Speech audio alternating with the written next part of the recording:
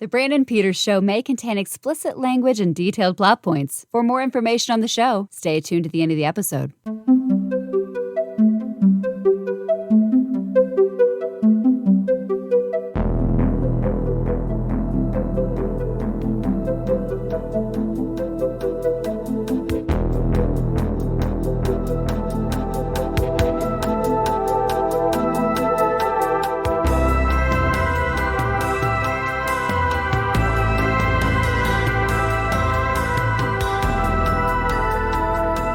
And now, here's Brandon.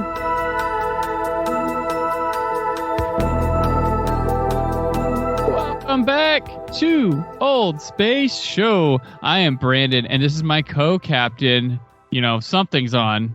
Jim. Space, the final old frontier. Yes. This installment of Old Space Show continues our episode-by-episode travelogue through the second season of Space 1999, where the moon is in orbit, or it's knocked out of orbit, actually, wandering through outer space, the population of its human-built colony hoping to stumble upon a new home. Today, we are talking about the 17th and 18th episodes. Whoa.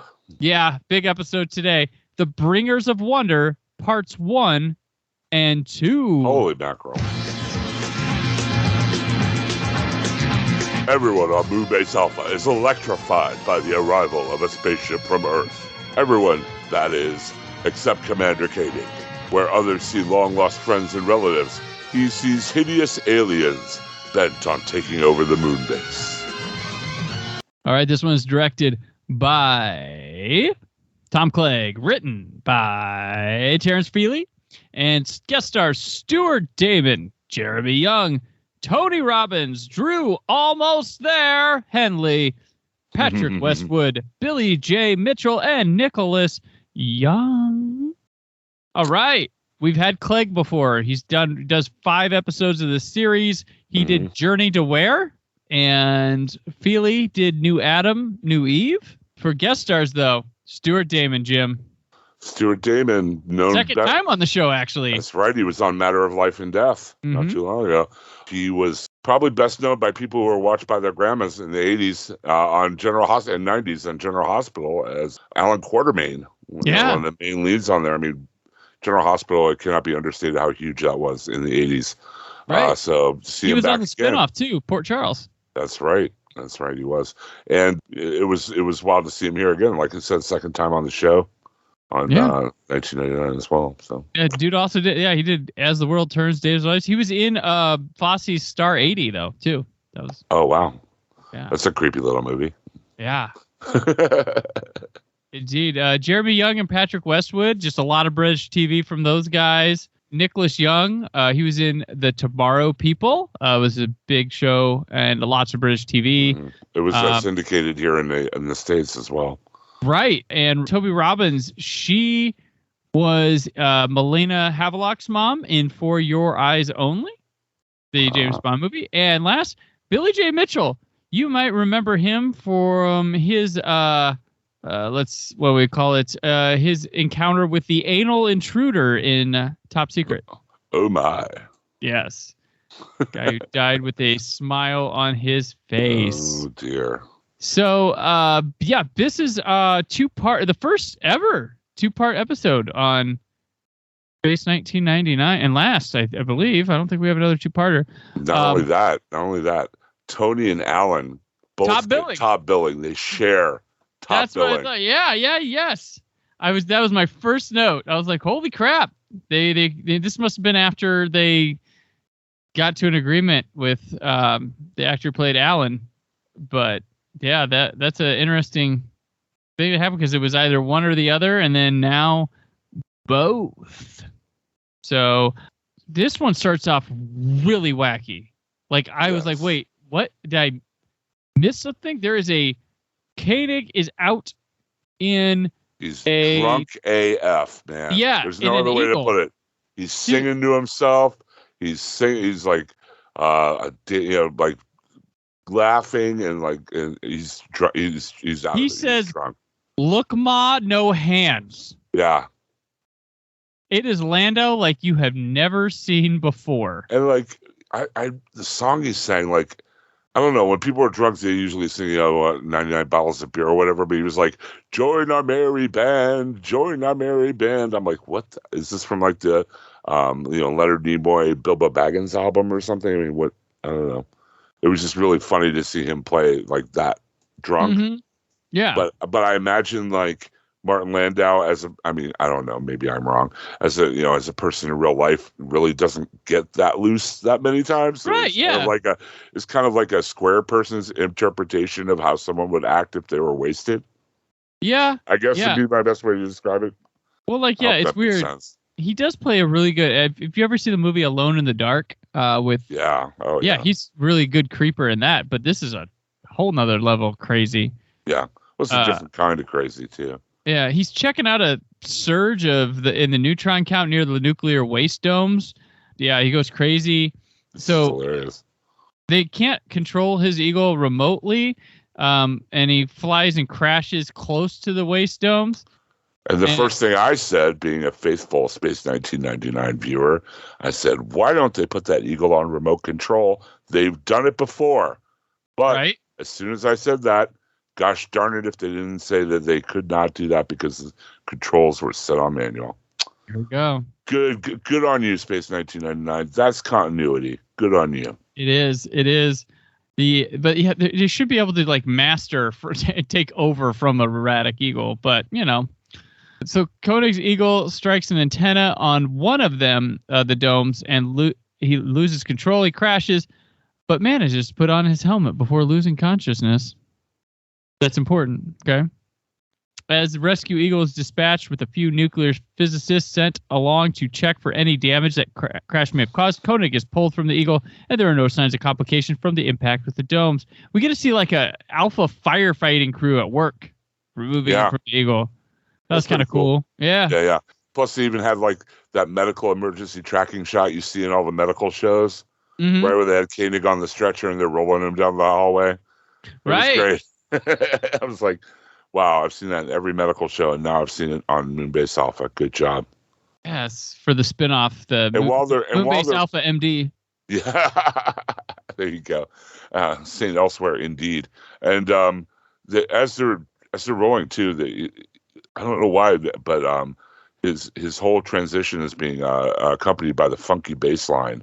Right. Like, doom, doom, doom, doom, doom. I'm just like, is this really appropriate? This is like an emergency situation.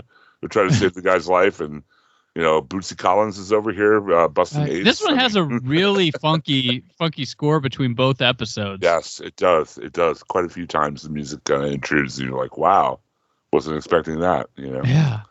Koenig's rushed back to medical center where Helena has him hooked up to an Ellendorf quadragraphic brain complex. Okay, and if I could ask real quickly, why? Why are they hooking him up to the thing? And by the way, part of this brain complex is the same doodad that Tony uses to brew beer. Right. I don't know if you notice that. It's that circle in the lucite square. You're right. It's the same part of Tony's still, right? First of all. Second of all, they call it an electronic brain massager. That doesn't sound good. And third of all, I'm like, why? Why do they have him hooked up to that thing? Why aren't they just like, seeing if he's drugged or, any other? Why do they have this like weird, quadraphonic stereo system hooked up to his brain, for days too? It like goes on for hours and hours. Like, I'm sorry.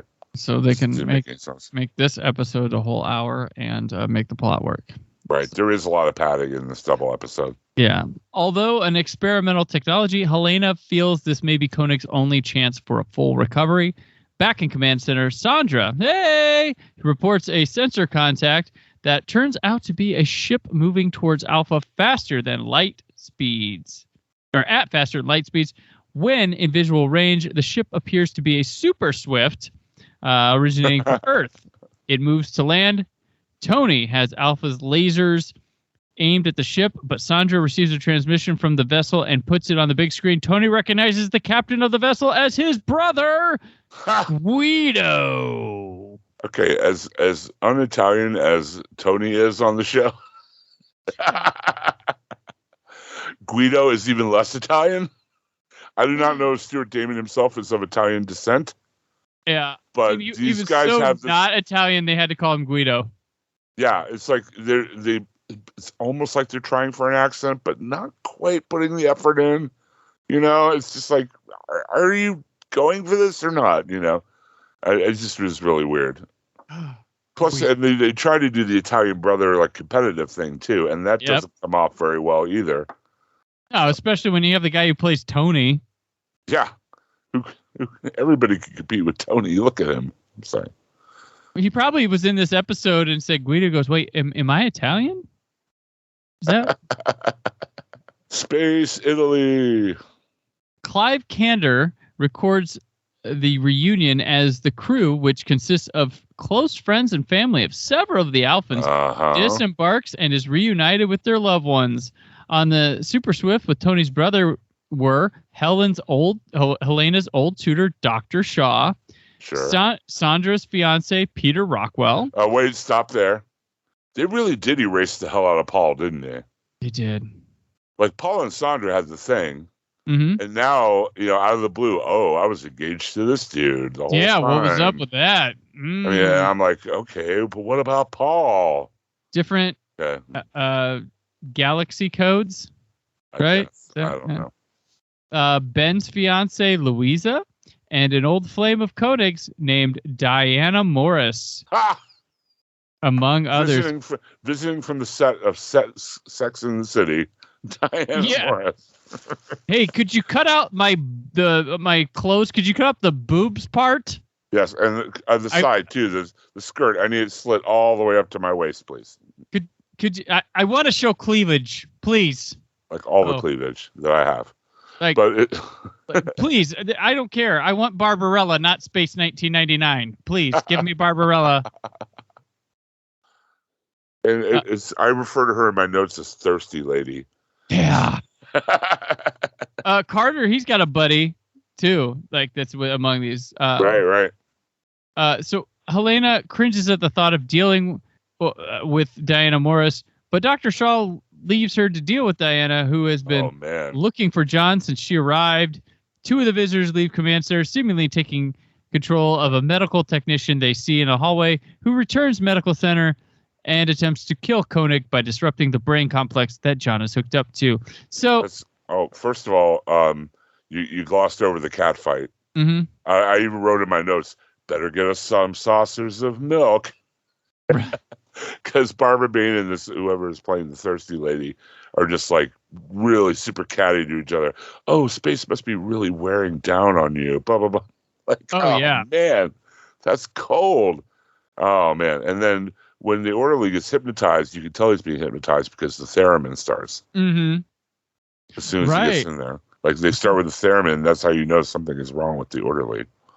Yeah, and isn't there the moment here with Tony and his brother? Like he's like, "Hey, what's up, Mom, Maya?" And he goes, "They like arm wrestling in front of Maya with no table." Yeah, with no. How do you arm wrestle without a table? It's weird, or they're trying to reenact the end of Tango and Cash. I don't know. God, yeah, or the Jolene, you son of a bitch scene and Predator, something like that. They're like shaking hands a lot and like, oh, he doesn't know what he's talking about. He's full of it, and it's like the worst Italian accents through British accents ever. I usually dominate him effortlessly. It reminded me very much of the Star Trek episode Shore Leave with like Kirk and Finnegan, where he was just constantly antagonizing him. And and as the episode goes on, it ended up reminding me of a different episode of Star Trek. But we'll get to that after the big spoiler reveal here. Yeah, which, I mean, these people showing up with Tony's brothers, like, oh, that's interesting. It's like, and I know somebody, and I know somebody. And it's like, okay, these aren't the people we think they are. Exactly. Like, it's sus. Totally you don't even get a second to think you believe what you're seeing. Like, there's no... You're like, all right, something's up here. And if there wasn't any doubt, there's a scene where the doctor is talking to his fiancée, right? And she's like distracting him from Koenig being killed by the orderly. And then the doctor kind of goes and turns the monitor off so he doesn't have to see it, right? Yeah. So, sums up. So Dr. Vincent sees on one of the remote medical monitors that something is wrong with Koenig, but Louisa seems to have an hypnotic control over him, causing him to turn off the monitor. When Alan pulls Louisa away, her control is broken, and Ben runs to medical center and prevents Sandstrom from killing Koenig. In command center. Oh, go ahead. His name is Sandstrom, the orderly, because I wrote Tucker Carlson of Space. Oh, God, yeah. He looks like Tucker Carlson. I'm sorry. And then there's a great guitar solo during this fight. There is, yeah. It's like a really like cool wah-wah guitar solo going on while they're fighting. And they just keep like running into panels and sparks fly out of the panel they run into. That's a big thing on this show. That happens all the time. And then the order is, I must kill Koenig. I must kill Koenig. Yeah. Oh, man. It was funny. In the command center, Tony catches Maya trying to sneak off, not wanting to disturb the big reunion. He tries to allay her fears, but Diana Morris interrupts. She insults Maya, then proceeds to flirt with Tony. Maya transforms into a creature behind Diana, but Tony catches her, and she reverts before Diana is any the wiser. I love you, Maya. You make a mockery of people. I wrote this, one of the lines here. Tony says, she's the last of her species. And the thirsty lady says, I'm not surprised.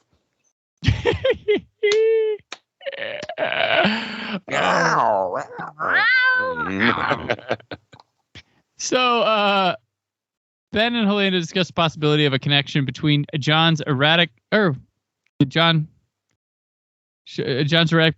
and Sandstrom's attempt on Koenig's life, but no evidence could be found to connect the two. Koenig wakes, and Helena tells him about the rescue ship. He listens with incredulity and her description of the Super Swift's crew until he realizes she is serious.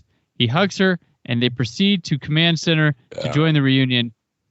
We get a lip lock. We get a full-on Koenig Helena lip lock here. Just to let you shippers know that Diana woman's not going to be a problem, okay? And Koenig doesn't remember being wasted at all. No. Like him doing all that stuff in the Eagle, he doesn't remember any of it. Like a true drunk. Like an after-school special.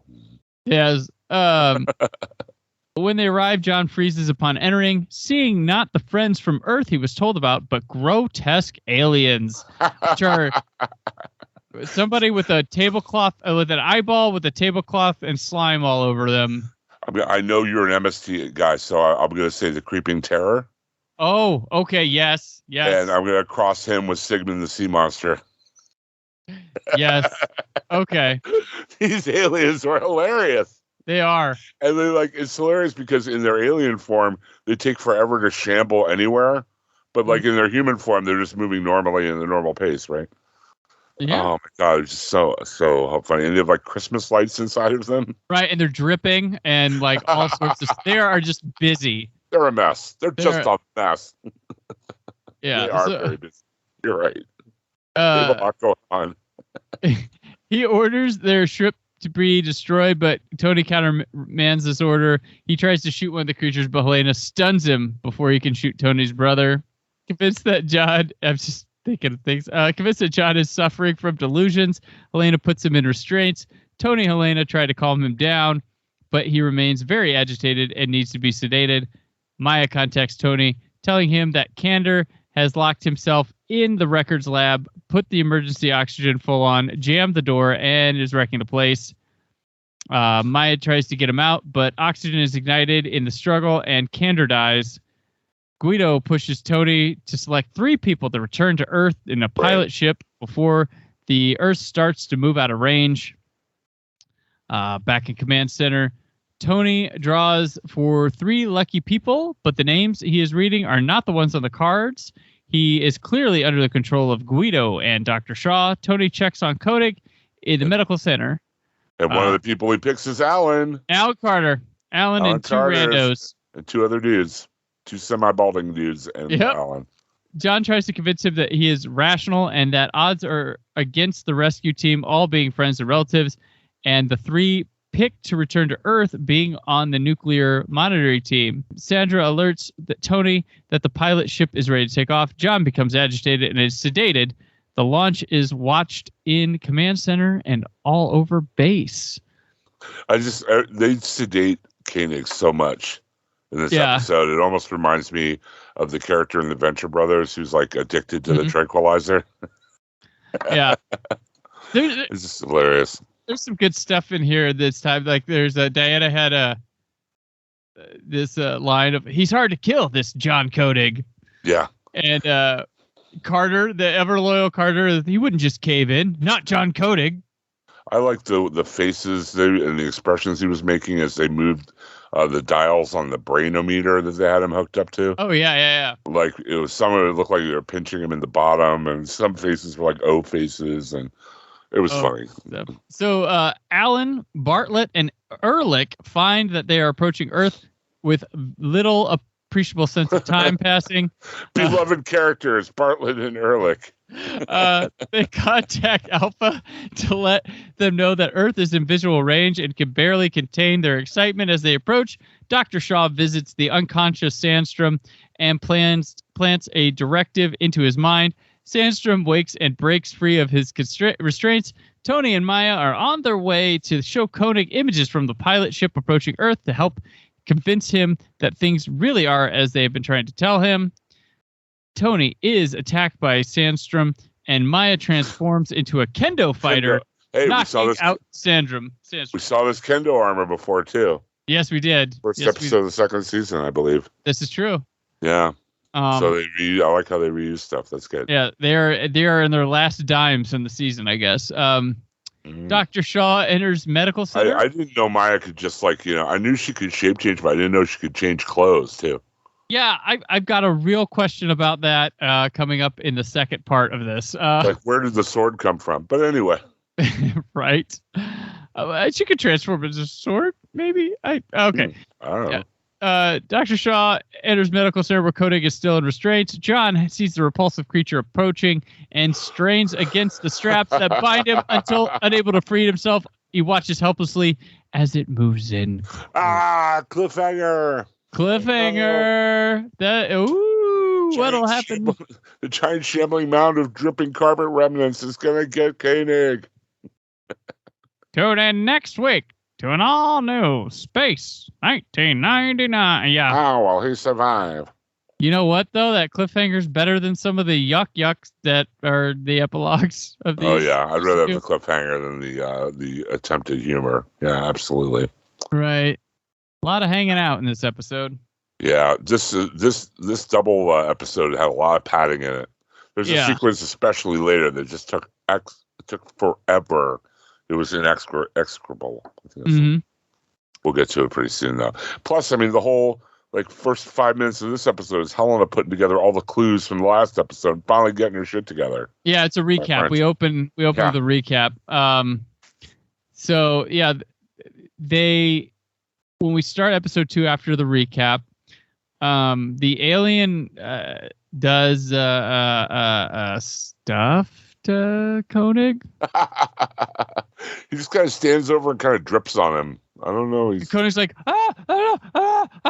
But he's not really doing anything to him. He doesn't have any arms or anything like appendages where you could, injure him or anything. He just kind of stands and drips on him. What are you gonna do? Blade on me? Pretty much. So Helena and Maya arrive in medical center to find Dr. Shaw checking on Koenig. When he leaves, Helena wakes John. She and Maya have brought a recording of the pilot ship approaching Earth to see if John will react favorably to prove that things are as they say they are. But when John sees the images, he tells him what he sees is not the pilot ship, but an eagle. He asks him to consider the possibility that the brain complex shielded his mind from the telepathic control of the aliens. Maya starts to piece together some events of the last few days that do help support his claims. Koenig wins him over when he mentions that time would have passed much faster on Earth than it has on Alpha, making their friends hundreds of years older than they appeared. John convinces Helena to hook up Maya to the complex to affirm his story and help fight them if he is proven right. My favorite part of the whole thing was, don't you find it peculiar that every one of them is related to you in some way? Yes. And they're like, I didn't really think of that. Look at the part in his hair. Look at the part in his hair. Right, I know. Oh, man. Carter, Ehrlich, and Bartlett, the trio, prepare to land on Earth. And we get to see, like, metropolitan area city shot. That is, like, work, but it's really the nuclear domes on Alpha. Right. It's so funny how they keep cutting to what they're hallucinating. So they're looking out their window, they're like, oh, look, it's Earth. Oh, look, it's a big apple. Look, we're going to sit down right in the city, blah, blah, blah. And they cut out the stock footage. Right. I'm like, wow, the aliens got really good stock footage. And yeah. And I love there's a line from Alan, like, later on here. He's like, in the old days, they used to call this town the Big Apple. Right. So Maya has finished her treatment. She takes a look down the hall, sees the alien creatures that Koenig has been describing, and when they believe to be what they believe to be the pilot ship lands, not on Earth. That's what I already said. The crew disembarks when they believe they are checking into a hotel, when they are in reality entering one of the waste domes. I don't know how this stuff squares up at all. No, like what they're hallucinating, what they're doing. Like there's one part later where he's holding a nuclear fuel canister and it's supposed to be his daughter. I'm like, this just does not square up. Like I'm sorry, go ahead. I had canon that I'm like, okay, they're having this stuff play out in their minds, but the aliens are controlling their bodies. That was all I could do to make it try to make sense. Right. Also, those big aliens crowded the room. Nobody bumped into them. Nobody, like, they're huge aliens into smaller people that visually, like, sure, but nobody bumped into a slimy alien or, like, when they touched. And and like I said, they shamble like half as fast as they would walk as a human. Yeah. Right. And it's just, I don't know. I have a lot of questions. Yeah. Yeah. Like, how do they hallucinate with their spacesuits on? Like, do they not? Tell me, Mr. Feely. I need answers. It was 2 parts. It was 2 parts. You had long enough to explain. Yeah. Like how if they're like later they're in a dune buggy with some hot bikini babes or whatever when they're on their space buggy, but they're not hallucinating, but they're wearing spacesuits.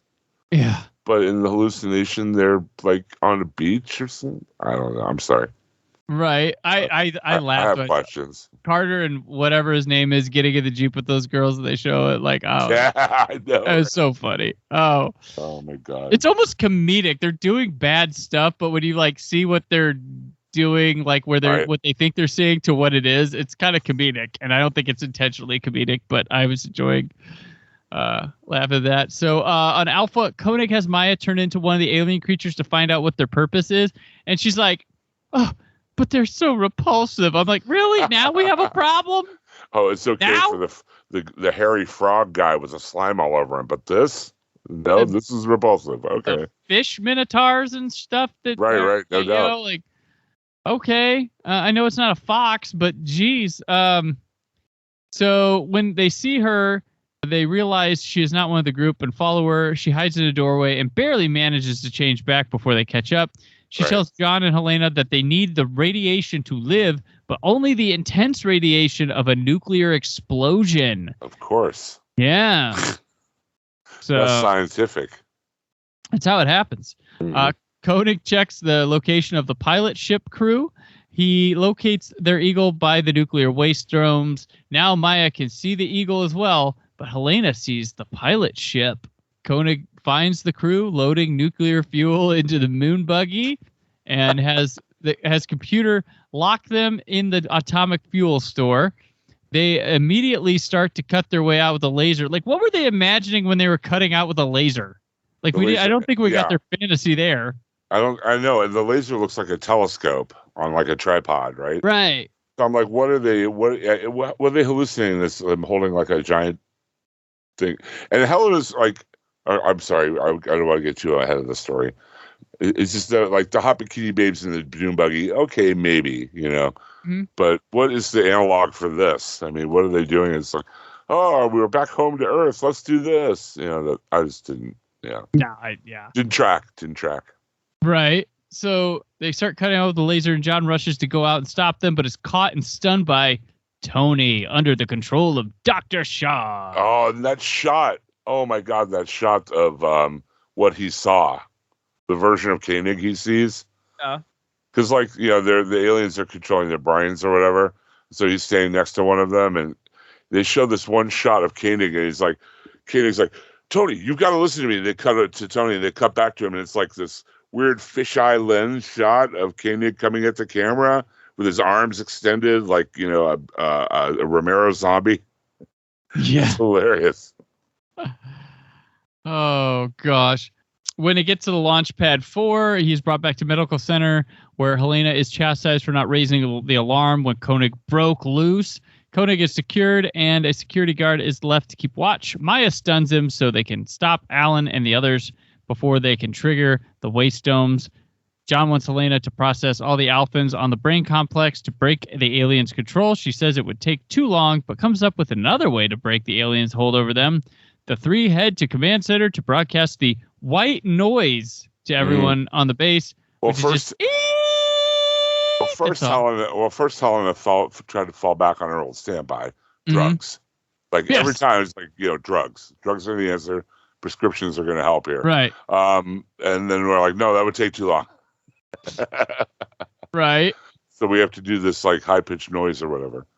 Right. They're met with resistance as several security guards try to stop them on their way. They arrive at command center, and after stunning the guards there, hold everyone at gunpoint while Helena tries to activate the white noise. Dr. Shaw begins to take control of her, but Koenig kicks him away, takes the card, and inserts it into the control panel. Very intense situation. Lots of suspense. The sound breaks the aliens' control, and they are revealed for what they are. Everyone is shocked as their loved ones turn into hideous creatures. It's just a change of frame, folks. It's not like a transformation. Tony shoots one, but Koenig tells him that they feed on energy. The creatures disappear, and they think they have defeated them until Koenig checks the nuclear waste area to see that Carter and Ehrlich are bringing the nuclear trigger to Bartlett, as all three are still under the aliens' control. Right. And Bartlett's doing the radiation controls. He thinks he's at his stereo. I think they cut it away from him to show the stereo. And we had another one of the great things, great example of Space 1990 signage here. Yes. A giant sign that says radiation shields. And one side says closed, and one side says open. Hey, at least that one functions. Yeah, I guess. You're right. John, Tony, and Maya take an eagle out to stop them. Koenig orders all non-essential power cut on Alpha to lessen the available energy to the already starving aliens. They locate Carter and Ehrlich's moon buggy, but can't land in front of it due to the weight of the eagle. So Koenig has himself lowered to the surface in a harness. There are special effects in this sequence that are maybe not as special as they had hoped. Right. The lowering of the Koenig is one of them. Yes. And then you can absolutely tell that when you see Alan and the other guy in the moon buggy, whether it is actually Alan and the other guy in the moon buggy or a model, because the model is very obvious. Right. Oh, no, totally. 100%. Yeah, that was, I mean, even when as I'm saying it, I'm sure a listener can imagine if they've seen Space 1999, but not this episode, could imagine their best attempts to pull that off. So this scene where they lower Koenig down there, it kind of looks like they're just dangling an action figure right onto the set. Hey, we tried. Hey, we didn't have time. You know what? To be fair though, for the budget and everything, they usually do a pretty good job. Yeah, they're pretty good. Their model works really good on this show. Yeah, it's just 90% of the time. Yeah. Yeah, this episode kind of stuck out. Yeah, his attempts to talk to Carter and Ehrlich fail. He tries to wave them down, but they see him as a masked bandit. As a ninja? I thought he looked like a ninja. Yeah, no, it's like a ninja, yeah. Like, why is he a ninja? Yeah. It's wild, because I guess ninja bad. Right, I guess so. After narrowly missing Koenig with the moon buggy, they get out and attack him. Seeing this in the Eagle, Tony lowers Maya to even the odds. And we get Alan versus Koenig, not once, but twice in this episode.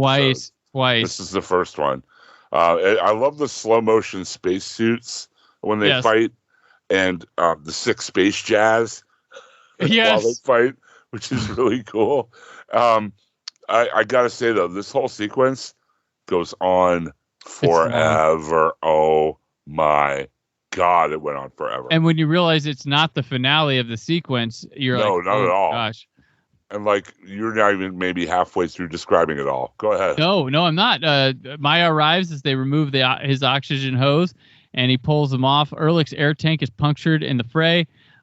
Punctured? No. The guy, they show him like they show him specifically unscrewing it from the helmet, and I'm thinking, why doesn't he just pull it from the helmet? But no, they take like 3 shots of him unscrewing it from the helmet. This little air hose that you could have easily yanked out. I'm just. Is this where Maya turns into like a Minotaur thing? Yes, it was like a space Minotaur. And I'm like, okay, like this is a much cooler thing than we saw them in the last episode fight. That was a Minotaur-esque thing. Like, okay. And also, I have a question. What happened to her spacesuit when she changed into the Minotaur? Good question. Like, the suit itself is not a metamorph. She put that suit on. Right. Well, it's like with the kendo suit before. Yeah. Like, this one especially because you're in space. Right. And, like, when she changes into something, does she get its, like, full-on physical capabilities? I guess so. Because apparently she needs a spacesuit when walking on the moon, but when she turns it, like, how about when she goes on the moon, why didn't she just turn into something else that can, like, breathe out? I have questions, I guess. Yeah, I understand your issues. I have questions. They're valid. I normally am pretty forgiving and pretty like, okay, well, it's, sci-fi TV from the 70s, but I'm really. Well, eventually there's going to be a straw that breaks your metaphorical camel's back. Right. I'm like, all right, you now broke my imagination. Okay. Suspension of disbelief broken. Bye now. Yeah, I lose myself in your show so much, but this one time. The verisimilitude of Space 1999 is such that I lose myself in their world. Right. So while Koenig and Maya steal the air tank, Alan takes off on the moon buggy. Koenig pursues on foot while Maya gets Ehrlich back to the Eagle. Alan arrives at the waste domes and brings in the nuclear trigger, while Bartlett brings in the laser they will use to steal the door shut. The laser is a telescope on a tripod. The nuclear trigger is a decorative trash can. It is. Just wanted to mention that. Just imagination. Koenig gets there to find all the aliens gathered around the waste dome. He contacts Maya, who assures them they are focusing all their energy controlling Carter and Bartlett and cannot harm him. Koenig tries to open the door with his comm lock, but he can't. He sees it has been sealed with a laser and tries ramming the door with the moon buggy to break it loose. In slow motion. After several attempts, he breaks through. He contacts Maya and asks why the aliens are still able to control Carter and Bartlett, and she speculates that the electrical activity of the brains of the Alphans may be enough to keep the aliens at survival level. Sorry. John contacts Helena has her knock out everyone on the base but the chief engineer and herself. So drugs, gas, stuff. And I will say Dr. Helena Russell knows how to properly wear a mask. I know that nowadays. Yeah. Yes. Cover her nose, cover her mouth, cover chin. She's all about the tranquilizers. And with the knockout thing, she's like, oh, yeah, I got that. Mm-hmm. Sure. Give me 5 minutes. I'll have it all set. Koenig finds Carter and Bartlett preparing to place the fuel into the core. He stops Bartlett, who then breaks free of the alien's control and manages to pin Alan to the ground. This is fucking awesome set. This is the Matrix. The Matrix. The scene. I'm sorry. Go ahead. We're talking about the same scene, right? Where Bartlett, where Koenig and Alan are fighting. Corridor that is humongous. Yes. Right. And well, that looked like it was out of like Truffaut's Fahrenheit 451 or something. Right. This is huge. And like, I'm like, whoa, like this episode did not deserve this set. Like, it makes me wonder if it's the location, to be honest. The location because like you had this and I guess it's the big, climax. Let's have it in a cool place. But I was stunned. I'm like, whoa. Yeah. Especially with all the styrofoam caves and, kind of clapboard sets we're used to. This is very, very Kubrick looking. Like, yeah. Like it's really cool. Kind of blew me away. So, yeah, we have Koenig versus Carter round 2. he asked Bartlett for help, but between the aliens' hypnotic words, and whatever mind control they are able to manage in their weakened state, Bartlett is no help. He's offering them the Matrix. Yeah. This is exactly the same deal they offered Joey Pants in the Matrix. Right. Because they're trying to talk to Bartlett. He's like, you could live your dreams forever, and you wouldn't have to worry about, you wouldn't have to live on this rock. You wouldn't have to be part of this reality. Yeah. Blah, blah, blah. It's exactly the same thing. I'm just watching this. I'm like, did Space 1999 just do the Matrix? Yeah. Well, it might be on my mind because I just saw the new movie, but I don't know. It's just, but it goes on for a long time. Right. Too, like for like 5 minutes, he's like, Bartlett, help me. Live your dreams forever. Never go back to that rock. And they just show this like balding British dude looking confused. And they come back to Koenig, help me. Just it's a sequence that goes on way too long. But yeah, they're like, it's totally the Matrix deal. It is 1,000%. Alan breaks free, gets the upper hand over Koenig and chokes him into unconsciousness and picks up the nuclear fuel again and staggers toward the core. John wakes in time to stop him from fully inserting the fuel. They struggle until Koenig punches Alan, knocking him out. The aliens tell Koenig that he is a truly primitive organism, telling him that they could have given the Alphans an eternity of happiness and in an instant of time. Koenig replies that it's better to live as your own man than as a fool in someone else's dream. I wrote that down. Cue the Rage Against the Machine. And as soon as he says that, they disappear. It's like his epigraph powers made them go away. And you know what?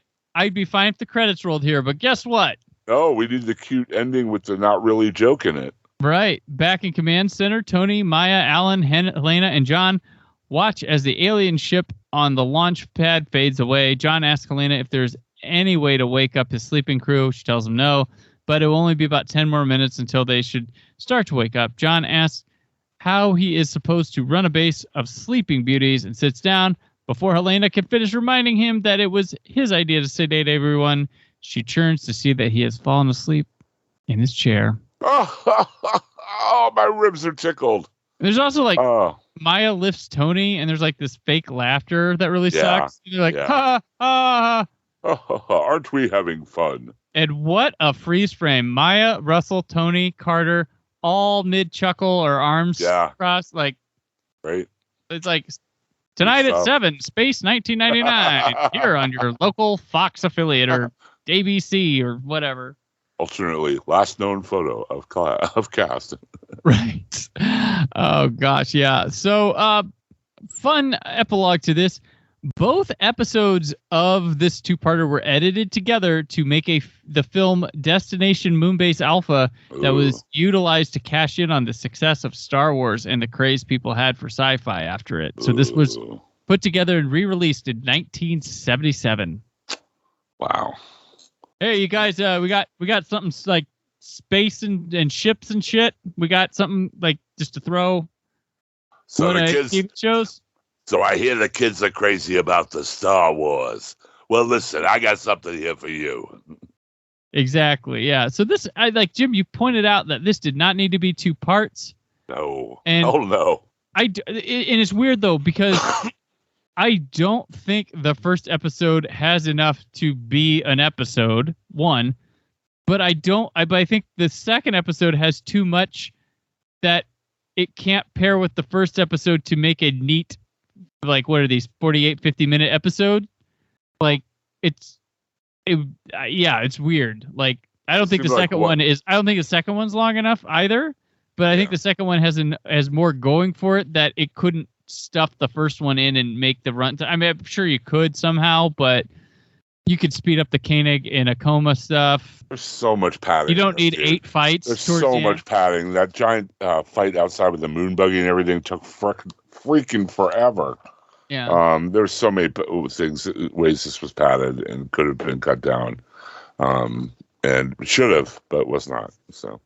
Yeah, I mean, the alien, the Matrix stuff, or like the living in that reality. That's a thing, but I don't know. It's a long road to hoe to get there. Yeah, it's a So it was an interesting experiment they had with two to back-to-back, a two-parter. Didn't quite work, but this is also 70s television. How many 70s two-parters worked? That's true. For dramas, for 45, 50-minute dramas. But like for two-parters, I mean, we have the comparison of actual good series two-parters, right? Like, I don't know, Best of Both Worlds from Next Generation, maybe. That's or, like 15 years later, though. Right. Well, I'm saying right. We have that now, to kind of by, and this isn't that kind of thing. I mean, usually with the series, when they have a two-parter, it's some great dramatic overarching story that's going to be a huge deal, and sometimes it's a season ender, or whatever. This was just two parts, and I think it was two parts because they needed an extra episode to pad out the season. Like a script wasn't working, so they doubled up on one of them. Right. Something like that. I'm sure there's unused Space 1999 scripts that always happens, but yeah. But yeah, it didn't quite work. Oh, yeah. Yeah. What are you going to do? Right. Well, that'll do it for another Moonbuggy adventure. In the meantime, Jim, where can people find you? Well, on a weekly basis, you can listen to me with Daryl Taylor and Donnie Salvo at the Taylor Network of Podcast.com. We do a little show called Nothing's On, where we talk about the week's worth of entertainment news, the news that doesn't matter. You can catch us with your Amazon Alexa. Just say, hey, play the Nothing's On podcast, and it will. It's incredible. I've tried it myself. Also, over at hhwlod.com, you can check out the Walking Dead TV podcast. These shows will be coming back in about, I think, 2.5 weeks, 3 weeks from when we're recording this. We have been following these shows since the very first episode, and we will be around till the very last episode. And we are gearing up for a new season of The Parent Show and of Fear the Walking Dead coming up soon. So check that out, hhwlod.com. Excellent. Hashtag Guidos in Space. And I'm on Twitter and Instagram at Brandon4KUHD. Written work at whysobblue.com. There's more from the Brandon Peters Show this week. And this one's airing. Oh, tomorrow's my birthday. Yay! Happy birthday, buddy. All right. Until then. Alpha out. Thank you for listening. The Brandon Peters Show is a Creative Zombie Studios production. Produced by Brad Shoemaker and Brandon Peters. Written and edited by Brandon Peters. Announcer vocals by Jessica Alsman. Theme song by Metavari. Web design and show art by Brad Shoemaker with Brandon Peters. All music and clips featured in the episode are property of their respective studios, and no infringement is intended. Additional information on this and other episodes at BrandonPetersShow.com. For any inquiries, press opportunities, or sponsorship, contact mail at BrandonPetersShow.com. The show is available on Apple Music, Spotify, or anywhere podcasts are found.